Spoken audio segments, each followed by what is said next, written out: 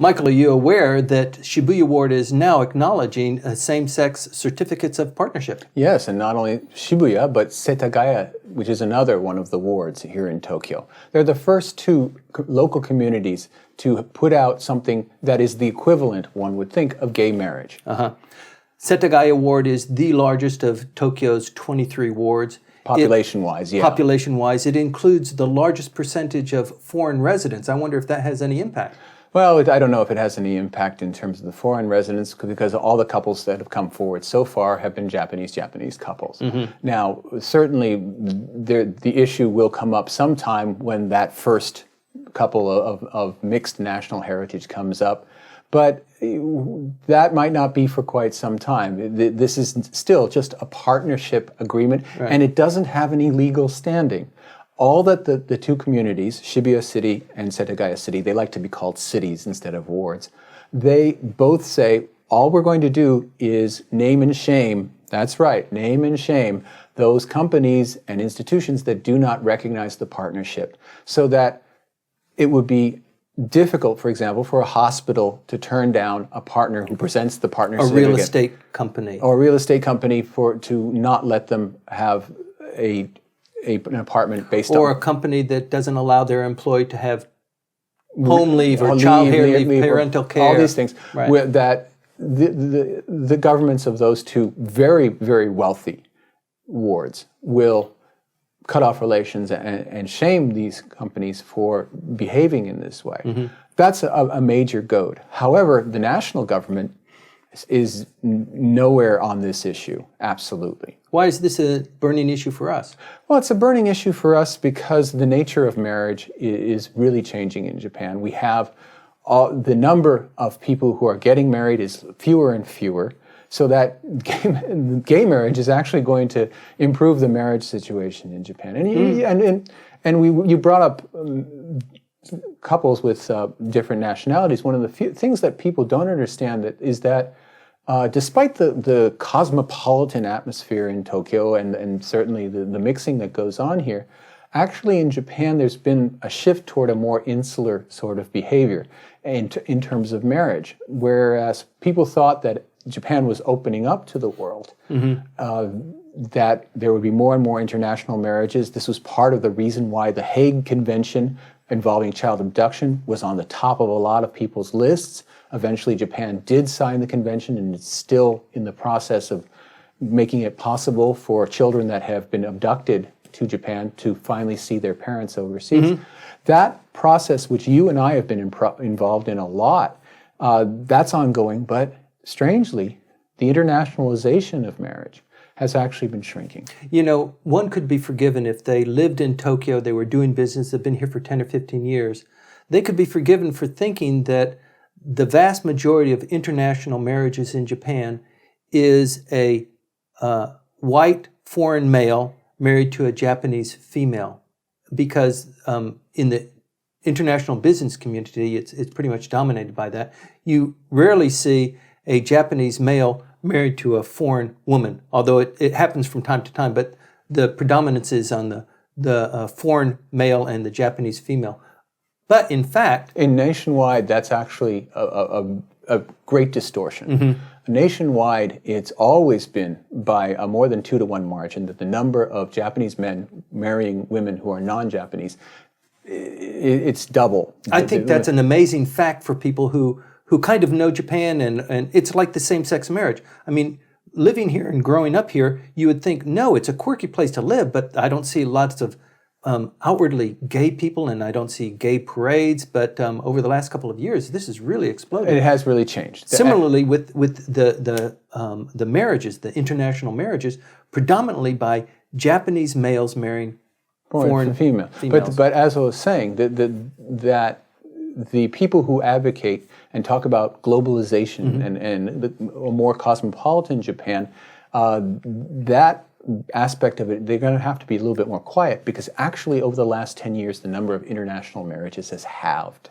And that's including marriages to Chinese and South Koreans, so where there's no visual difference. The numbers have been really stark, but no one's talking about it. Right. And we're down in terms of marriages of Japanese men to non-Japanese women. We're down 50% in the last 10 years. This decline has begun to accelerate over the last 10 years, but 4 years ago there was the Fukushima triple disaster. That probably had an accelerating impact. It probably did. The global financial crisis also took a lot of foreigners out of Tokyo, which meant that there were just fewer chances. And a lot of the foreign marriages still take place in the major cities. And of course, the development of Asia economically means that we're having fewer marriages of women coming from poor countries, basically as economic migrants, to marrying Japanese men. Nevertheless, what I've been arguing is that we have to be very careful in thinking about and listening to what Abe is talking about, Japan being back.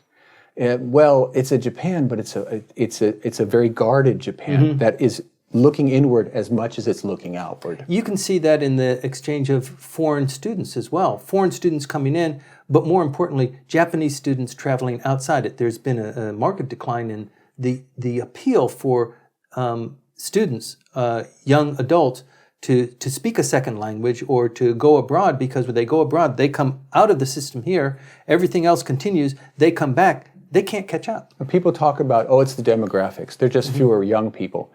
Given. But in the last 10 years, the number of Japanese who are studying in American universities has halved, basically. During that same period of time, the number of Indians has doubled and the number of Chinese has increased by 4 times. Japan is somehow not internationalized. At the same time, we still have these developments in terms of sexual minorities which go counter to the flow. And in that, Japan is becoming more like the rest of the world. And in this case, because of the weird constitutional issue that exists, that was created by the United States authorship of the Constitution, where marriage is basically defined as being a man and a woman. Wouldn't American conservatives love that one? That marriage, gay marriage, is now being handled by the local communities. Let's be honest. Setagaya has as its mayor probably the strongest DPJ politician anywhere, and he is going to push hard on these social issues, where the national government, under the LDP leadership of a person like Shinzo Abe, is going to be far more reticent. This has not got to be good news for Mr. Abe's first arrow of let's have more children. I mean... Hey, that children and sexuality are 2 different things. And that issue you can go on about for hours and hours and hours. But the idea that there's some kind of direct connection between fecundity and sexual minorities, I think that's a bit unfair. Okay, well, the babies will come from somewhere, hopefully. But he wants to go from 1.4 to 1.8 in the next 6 years? But by 2025 is their goal. It's not doable, technically. If you look at the statistics, the last time that they were at 1.8 was in 1984. And the last time they were at 1.8 births per woman in a sustained way was 1977. So you're trying to re-engineer 40 years of social development. Yes. And go back to a time when there were far more people married, there were far more young people. It's not going to work. Now, what has happened over the last few years in terms of childbirth, and I do want to get back to the gay marriage story eventually, but in the case of childbirth, what's gone down is births by women from 20 to 29 years of age. Why is that? I mean, and if you look at the stats, the curves are just extraordinary. They just plummet off a cliff. The reason for that is that Japanese women and men are getting married later and later and later, and there is no such thing in Japan as out-of-wedlock birth. Right. So, okay, the government can do one of 3 things. 1, it can convince young Japanese to get married earlier. Fat chance with that. Okay, right. The average age now for men is over 30, and for women it's 29.9 years. Almost 30, and it's going to be 30 maybe in the next round of statistics that comes out. Good luck with that. Okay, if you can't do that, then the second one is let's promote out-of-wedlock births. Sounds good to me. Not going to work. The number of out-of-wedlock births is 2% of total births in Japan at best, whereas a country which is growing like the United States or France, it's over 40%. And you're just not going to go from 2% to 40% anytime soon. Then that's one. The other is to increase the number of births by women over age 35. Now, women over age 35, once Japanese women get married, now at 30, they're producing children at exactly the same rate they always were. But it's just that their fertility period is so much shorter because they're not getting married in their 20s. That's why we're not seeing the numbers that the government is trying to target.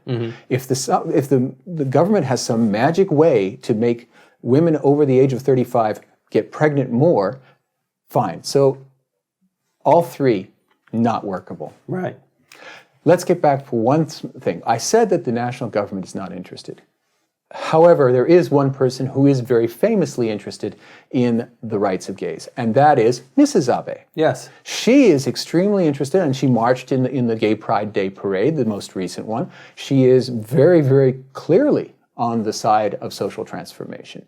So we have this buddy-buddy act going on inside the first couple, where we have the staunch conservative man, and then Akie, who is seen as on the forefront of a lot of social development issues. And to tie that all together, they don't have kids. Right.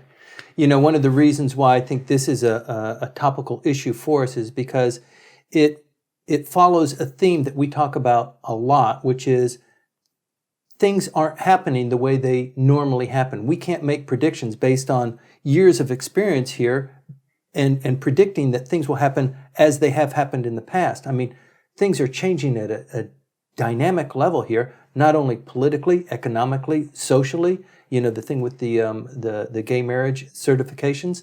These kinds of things are just really, I mean, it used to be that Japan changed so little, so gradually, and now these kinds of changes are coming up all the time. But the thing is, it's a multi-speed process. At this same week where gay marriages were first, these partnership certificates were being issued, on Monday, the Supreme Court arguments on whether men and women can have separate surnames started. We're still stuck with that, where we have the social conservatives saying, if men and women have different surnames, the family will be destroyed. Dogs will sleep with dogs. It'll be awful. Everything will go wrong. And that argument is happening. Yes. At the same time as the certificates are being passed out. We have the country on all kinds of different speeds. And the same is true, and it ties back to the beginning of this program where we're talking about postal privatization. The rural areas are on one speed, the urban areas are another. We're on all kinds of different things. The main point here, though, is that things are underfoot. Society is changing, the economy is changing, politics is changing, and this kind of dialogue that you and I are having, I hope is exciting and insightful to people who are watching the show.